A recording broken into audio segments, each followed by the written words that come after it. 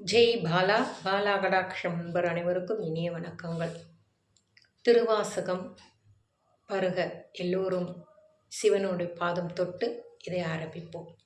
ஓம் நம சிவாய, ஓம் நம சிவாய, ஓம் நம சிவாய.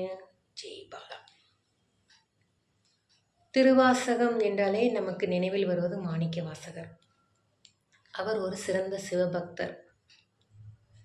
அவருடைய இயற்பெயர் திருவாத ஊரர்.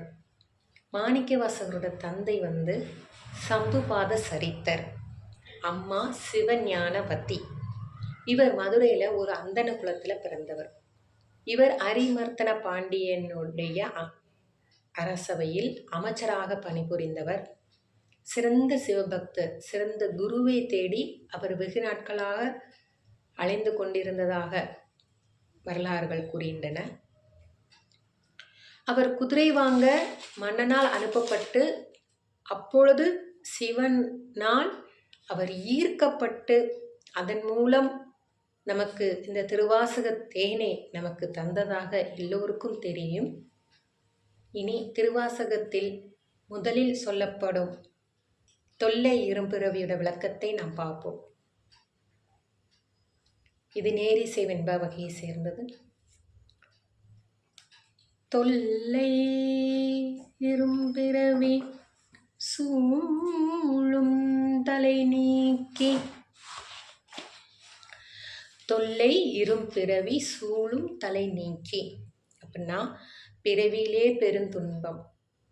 இந்த பிறவியிலே இந்த துன்பத்தை முற்றிலுமே அறுப்பாய் சிவனே.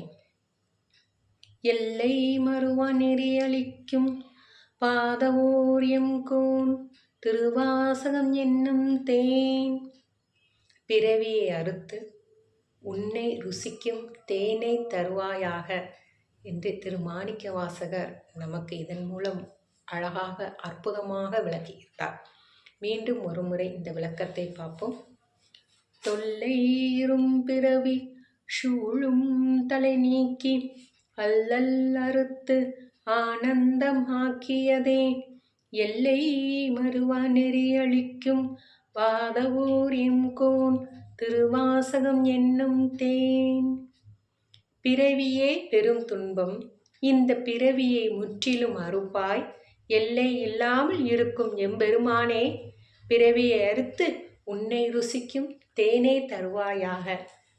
என்ன ஒரு அழகான வரிகள்.